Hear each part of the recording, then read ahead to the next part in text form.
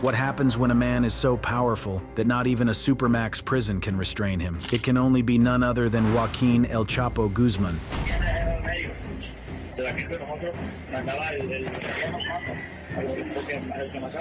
This sensational footage that has captured global attention shows us the power dynamics and brutal reality of life behind bars in the world of drug cartels. CCTV reveals El Chapo interrogating rival gang in prison.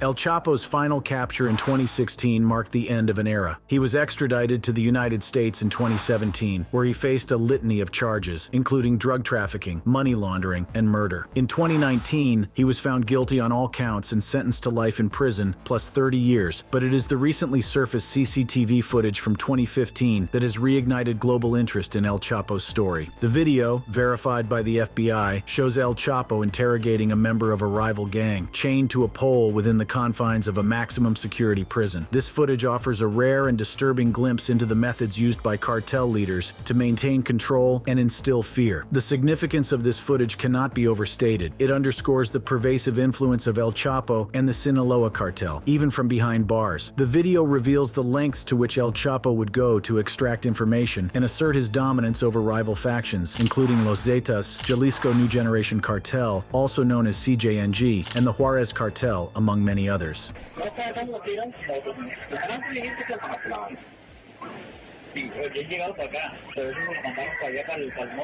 This footage is a reminder of the brutal reality of cartel warfare. It shows how leaders like El Chapo use fear and intimidation to control their enemies and maintain their power. The fact that this interrogation took place within a maximum security prison highlights the corruption and complicity within the system. It raises serious questions about the ability of law enforcement to contain and control such powerful criminal figures. The drug war in Mexico has claimed countless lives, with cartels like Sinaloa and their rivals engaging in relentless battles for territory and power. The release of this footage serves as a haunting reminder of the violence and fear that continues to grip the region. For the man chained to the pole, this interrogation was likely a matter of life and death. His fate, like so many others caught in the crossfire, remains unknown. The video is a chilling testament to the lengths to which El Chapo would go to maintain his empire. As the world watches this shocking video, we are reminded of the dark underbelly of the drug trade and the men who will stop at nothing to maintain their power. El Chapo's story is far from over, and this footage is just the latest chapter in his already enthralling story. In early 2024, a team of investigative journalists working on a documentary about cartel violence stumbled upon a trove of previously unseen CCTV footage. Among the hours of footage, one particular clip stood out, a video showing El Chapo interrogating a rival gang member chained to a pole. The release of the footage to the public was met with shock and outrage. News outlets around the world broadcasted the video, and it quickly went viral on social media. The graphic nature of the interrogation and the fact that it took place within a prison raised serious questions about the integrity of the prison system and the extent of El Chapo's influence. The footage shows a man in a baseball cap asking a number of questions to a man who is sitting down. His arms are behind his back and appear to be chained to a pole. The bound man tells El Chapo the following: "Their money, it turns out, they sent a phone. From our people, Emiliano is in charge, the one who was killed yesterday." El Chapo then asks the following: "Oh, so that son of a bitch was the group's boss? He was the one in charge of all of Mazatlan?" El Chapo asks, referring to a city in Mexico. The other man in the video is believed to be a member of the rival Los Zetas cartel. It is unclear if he is still alive. FBI said they could confirm the man in the baseball cap was El Chapo because of voice recognition and his preference for a similar distinctive hat while he was still free. Now, this isn't the first time El Chapo was caught unaware by a CCTV footage. Prior to him getting locked up, it was a cat and mouse story between the FBI and him. The jury in charge of his trial heard numerous revealing audio recordings in which El Chapo describes to his henchmen how to deal with cops. In remarkable tapes played at the Brooklyn courtroom, El Chapo is called boss by several men over the phone as he laid down the law on how to deal with the Mexican authorities. In one 2011 call, El Chapo listened to the chief enforcer for his Sinaloa cartel try to justify a beating he gave some crooked police officers. After the two went back and forth over how to respond to Mexican authorities who dared to interfere with cartel cartel business, El Chapo was heard giving orders to just reprimand them, don't beat them up. At that time, El Chapo was unaware that the FBI had hacked into a custom encrypted communication system designed for the Sinaloa cartel by a Colombian tech company. FBI agent Stephen Marston testified that investigators turned the tech and had the cartel's computer servers relocated to the Netherlands, allowing agents to more easily decrypt the data and eavesdrop on El Chapo as he managed his empire from a mountaintop hideaway. The entire trial of El Chapo is packed with so many details that one could easily make an Emmy-winning limited series out of it. The audio evidence followed weeks of testimony by former cartel members about the inner workings of El Chapo's operation. Defense lawyers say the cooperators are the real culprits who are railroading their clients to help their own cases. The jury heard recordings of Guzman speaking in Spanish to his cohorts after the FBI agent testified that he had authenticated the defendant's voice, described by the agent as sing-songy and high-pitched, by comparing the recordings to those from other sources. The FBI agent testified that between April 2011 and January 2012, investigators captured scores of conversations that show El Chapo to be a hands-on manager demanding details about a tunnel used to smuggle drugs, bribing law enforcement, and other aspects of his wildly lucrative operation. In a pair of phone calls, El Chapo speaks to an unidentified woman who told him she could expand his American market beyond Los Angeles and into Ohio, according to English transcripts read to the jury by the agent. He inquires several times about the demand for methamphetamine, asking, "Do we have customers for ice?" Prosecutors claim Guzman was the leader of the Sinaloa cartel, which at one stage is believed to have been responsible for more than half of drugs smuggled across the Mexican-U.S. border. At the time, it was the most paramount duty of everyone involved in the war against drugs to put an end to his tyrannical rule and send him to a supermax prison.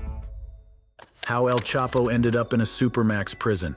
As El Chapo's empire grew, so did the efforts of law enforcement agencies to bring him to justice. The pursuit of Joaquin El Chapo Guzman was a complex and dangerous endeavor, involving multiple arrests, daring escapes, and a relentless international manhunt. The first significant breakthrough in the hunt for El Chapo came in 1993 when Mexican authorities captured him in Guatemala. El Chapo was extradited to Mexico and sentenced to 20 years in prison for drug trafficking, bribery, and criminal association. He was incarcerated in the high-security Puente Grande prison in Jalisco. However, his time behind bars would be short-lived. In January 2001, he executed a daring escape that would become the stuff of legend. With the help of corrupt prison officials, he managed to hide in a laundry cart and was wheeled out of the prison to freedom. This escape was a major embarrassment for the Mexican government and underscored the extent of Guzman's influence and resources. For the next 13 years, El Chapo remained a fugitive, continuing to run the Sinaloa cartel from the shadows. During this period, law enforcement agencies from both Mexico and the United States intensified their efforts to capture Guzman. The U.S. Drug Enforcement Administration, Federal Bureau of Investigation, and Immigration and Customs Enforcement worked closely with their Mexican counterparts, including the Federal Police and the Mexican Army. The pursuit of El Chapo was a top priority, and the agencies faced numerous challenges, including Guzman's extensive network of informants and corrupt officials who provided him with advance warnings of law enforcement operations. Despite these obstacles, the relentless efforts of law enforcement paid off in February 2014, when Mexican authorities, with assistance from the DEA and ICE, captured Guzman in a beachfront condominium in Mazatlan, Sinaloa. The operation, dubbed Operation Gargoyle, was a meticulously planned raid that involved months of intelligence gathering and surveillance. Guzman was taken into custody without a single shot being fired, marking a significant victory for law enforcement. However, the triumph was short-lived. On July 11, 2015, Guzman pulled off yet another audacious escape, this time from the maximum security Altiplano prison in Almoloya de Juarez, using a mile-long tunnel dug directly into his cell. Complete with ventilation and a motorcycle on rails, Guzman once again slipped through the fingers of law enforcement. This escape was a major blow to the Mexican government and highlighted the extraordinary lengths Guzman would go to evade capture. The international manhunt for El Chapo resumed with renewed vigor. The Mexican government, under intense pressure, collaborated closely with U.S. agencies to track down the fugitive drug lord. The DEA, FBI, and ICE provided critical intelligence and support, while Mexican authorities conducted raids and operations across the country. The pursuit was relentless, and Guzman's luck finally ran out in January 2016. In a dramatic operation, Mexican Marines raided a house in Los Mochis, Sinaloa, where Guzman was hiding. The raid, which involved a fierce gunfight, resulted in Guzman's capture. This time, the Mexican government decided to extradite him to the United States to face charges charges, ensuring that he would not escape again. The extradition process was lengthy and complex, involving multiple legal battles. But in January 2017, Guzman was finally handed over to U.S. authorities. The international efforts to capture and extradite El Chapo were a testament to the dedication and collaboration of law enforcement agencies across borders. The DEA, FBI, ICE, and Mexican authorities worked tirelessly, often at great personal risk, to bring one of the world's most dangerous criminals to justice. The challenges they faced were immense, from Guzman's vast network of informants and corrupt officials to his ability to orchestrate daring escapes. Yet their persistence and determination ultimately prevailed. Guzman's extradition to the United States marked the beginning of the end for the notorious drug lord. He was flown to New York, where he would face a trial that would expose the full extent of his criminal empire and the horrors he inflicted on countless lives. The journey from his first arrest in 1993 to his final capture in 2016 was a saga of ambition, corruption, and relentless pursuit, culminating in a moment of justice that resonated around the world. The trial of Joaquin El Chapo Guzman in the United States was one of the most high-profile and sensational criminal proceedings in recent history. Held in Brooklyn, New York, the trial began in November 2018 and lasted 12 weeks, drawing international attention and providing a rare glimpse into the inner workings of the Sinaloa cartel. The courtroom was a fortress, with unprecedented security measures to ensure the safety of all involved, reflecting the gravity and danger associated with prosecuting one of the world's most notorious drug lords. The prosecution's case against El Chapo was built on a mountain of evidence, meticulously gathered over decades by various law enforcement agencies, including the DEA, FBI, and ICE. The evidence presented at trial was overwhelming and damning, painting a vivid picture of Guzman's criminal empire and his role as the principal leader of the Sinaloa cartel. One of the most compelling aspects of the trial was the testimony of 14 cooperating witnesses, many of whom were former associates of Guzman. These witnesses provided first-hand accounts of the cartel's operations, Guzman's leadership style, and the violence and corruption that underpinned the organization. Their testimonies were crucial in establishing Guzman's direct involvement in the cartel's activities and his responsibility for the crimes committed under his command. Among the key pieces of evidence presented were narcotics seizures totaling over 130,000 kilograms of cocaine and heroin, weapons, ledgers, text messages, videos, photographs, and intercepted recordings. The jury heard recordings of Guzman discussing his drug trafficking operations, corruption, and acts of violence. In one call, Guzman talked about sending ice, meaning methamphetamine, to various U.S. cities. Another call revealed Guzman ordering one of his hitmen to kidnap rival cartel members, but not to kill them without his permission. The trial also exposed Guzman's use of a sophisticated encrypted communications network to operate his global narcotics trafficking operation. An information technology engineer testified that Guzman paid him $1 million to set up a secure system of encrypted cell phones and apps to communicate with his associates without fear of interception. This network allowed Guzman to coordinate his operations across multiple countries, including Colombia, Ecuador, Canada, and the United States. The prosecution presented evidence of the cartel's access to weapons, including AK-47S grenades and a rocket-propelled grenade launcher. Guzman's personal arsenal included a gold-plated AK-47 and 3 diamond-encrusted .38 caliber handguns, one emblazoned with his initials, JGL. The jury saw photographs of these weapons, underscoring the cartel's capacity for violence and intimidation. Corruption was another critical element of the prosecution's case. Witnesses testified about the vast network of corrupt government officials who facilitated the cartel's operations in exchange for millions of dollars in bribes. These officials ranged from local law enforcement officers to high-ranking members of the Mexican government. The corruption allowed Guzman to evade capture on multiple occasions and operate with near impunity. On February 12, 2019, the jury found Guzman guilty on all 10 counts of the superseding indictment, including being a principal leader of a continuing criminal enterprise, narcotics trafficking, using a firearm in furtherance of his drug crimes, and participating in a money laundering conspiracy. The verdict was a significant victory for U.S. law enforcement and a testament to the hard work and dedication of the agencies involved. When sentenced, Guzman faced a mandatory life sentence for leading a continuing criminal enterprise and up to life imprisonment on the remaining counts. The judge handed down the maximum sentence, ensuring that Guzman would spend the rest of his life behind bars without the possibility of parole. The U.S. government also sought a forfeiture money judgment for billions of dollars, constituting the cartel's illegal drug trafficking proceeds. El Chapo was transferred to the United States Penitentiary Administrative Maximum Facility, also known as ADX Florence in Colorado. This supermax prison is designed to house the most dangerous and high-profile inmates, and Guzman is kept in near-total isolation to prevent any possibility of escape. The conditions at ADX Florence are notoriously harsh, with inmates confined to their cells for 23 hours a day. The cells are soundproof to prevent communication between inmates, and the prison is equipped with multiple layers of security to ensure that no one can escape. But even a supermax prison cannot stop the blood feud and war among cartel members. The truth of the matter is that the war must go on.